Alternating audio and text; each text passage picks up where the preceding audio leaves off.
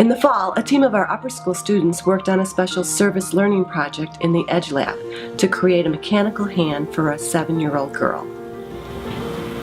We learned of Enabling the Future, an organization that's inspiring engineers and makers all over the world to use their skills and knowledge of 3D printing technology, and they create mechanical hands for children whose families might not be able to afford costly prosthetic devices. I saw an article about Enable and what they were doing and the hands they were printing.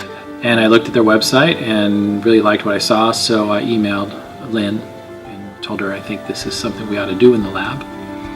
And she agreed. And the students that are interested in 3D printing, we sat them down and we showed them the Enable video and what it's all about, and we asked who's interested, and then we had a good group of about 10 kids who were really interested and wanted to do it. So then we kind of started getting the files, started printing it, and looking online, seeing how it's put together, and they just kind of figured it out.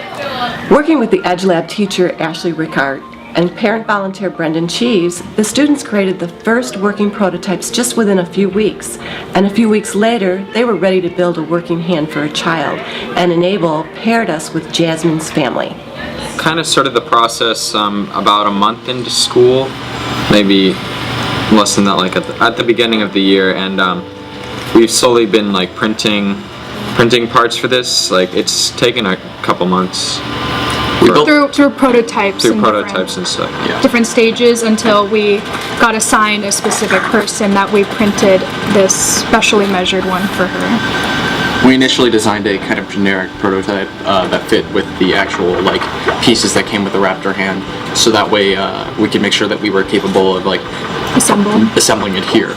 So Enable, the organization, had a conference at Johns Hopkins back in late September, early October, and they needed a couple hundred hands printed for the event. They were going to have doctors and professional prostheticists put the hands together at the event so they could see how simple it was to build.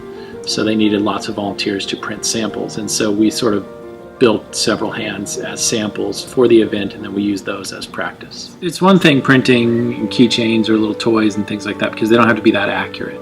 But when you're creating a hand that someone's going to use, the parts have to be accurate, they have to fit well together.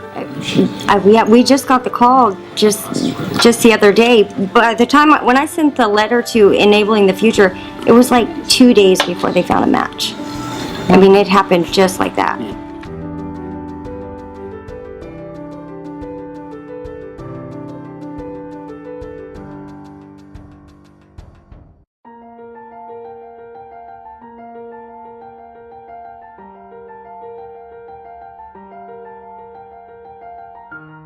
This project has taken their learning to another level. All of the intrinsic learning of the engineering process came together. Teamwork, problem solving, creativity, innovation, perseverance. It's also an incredible service learning experience for our students, and you can see that when you talk with them. It's allowed them to realize the human potential and impact of technology and innovation, and enabled them to serve someone in need. I think a year ago or two, she had seen a little boy in Washington whose father had built him a hand. That's right. And for a year and a half, she's been asking me to drive her to Washington so that man can print her out a hand. And I cried a little. I did. Because I felt like that. I know. It touched my heartstrings. Story? Well, we want to say thank you very much to St. Margaret for doing this for her. And Enable. It's a great organization. I was surprised how well it fit her. I'm surprised it all went well with that she actually got to grab stuff with it, and when we handed the hand to her, she was like gleaming with joy. I couldn't help but smile, and it was an awesome experience. I really enjoyed it. I kind of also have a thing for building stuff. I think it's really fun.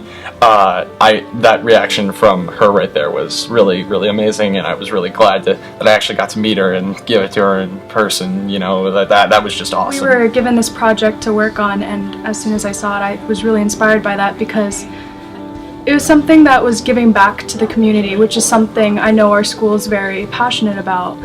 And so being able to transfer all of our creativity and all of the things we've been doing in this space to something that can really make a difference, I think, was something that really drove this project and made it the top of our priority to get done. This project has made a tremendous impact on our students, and we hope to not only do it again, but to expand it to our other divisions.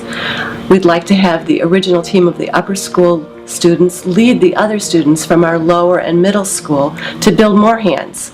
So this is really just the beginning. It's very cute. I love it. It's the best thing I've ever saw in my life. The best thing I've ever had in my life, actually.